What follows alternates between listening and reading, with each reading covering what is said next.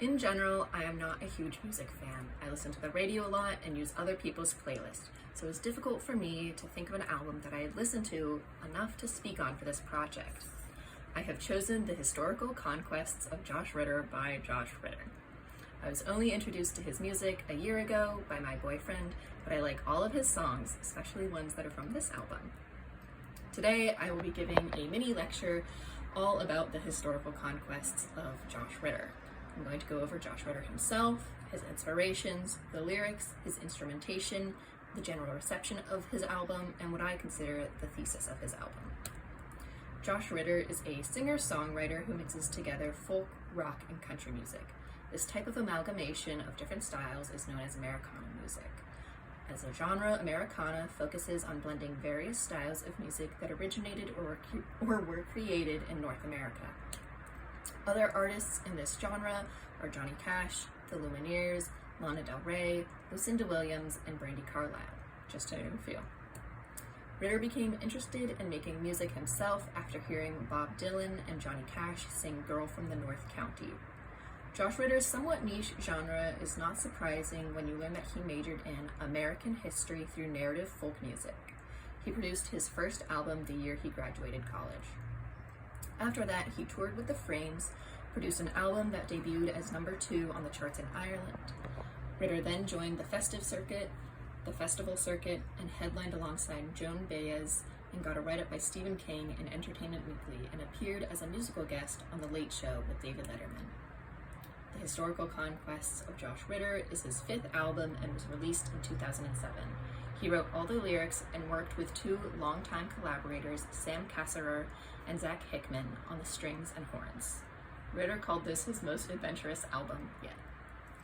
I don't consider this album to be very adventurous.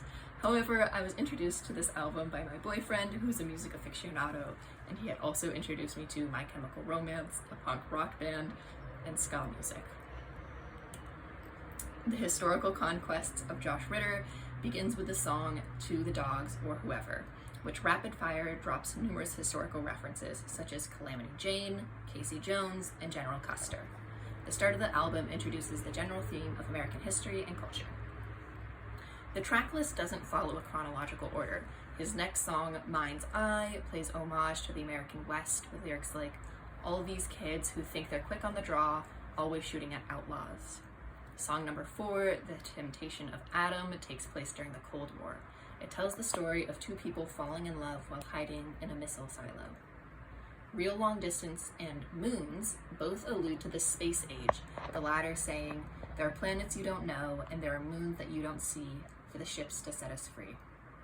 Next to The Last Romantic is also clearly inspired by the Wild West, with lines like, "He's riding the plains, living up to his name," and "He's stolen hearts like they're horses, and horses when hearts can't be found. He keeps riding from one horse to one horse to one horse town."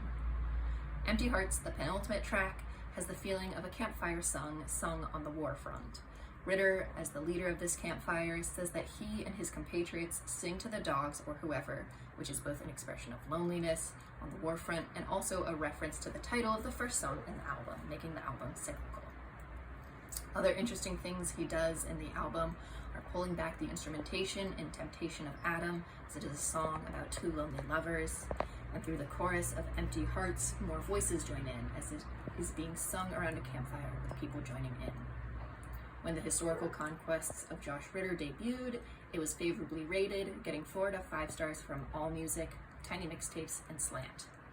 Paste magazine described Ritter as the poster boy of Americana music and was compared to Bob Dylan and Bruce Springsteen by Pop Matters. I believe that this album ruminates on American history, how bizarre or surreal it can be, and its relevance today.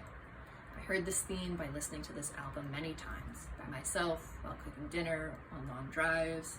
It took a while, but as I got familiar with the lyrics and melodies, I could hear and understand the references Ritter was making, and the point he was trying to get across with his songs.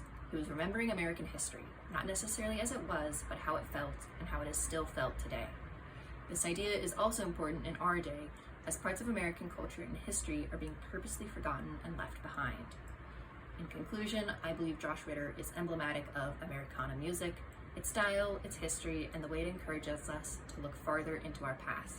He's a staple of American music and will continue to inspire musicians for years.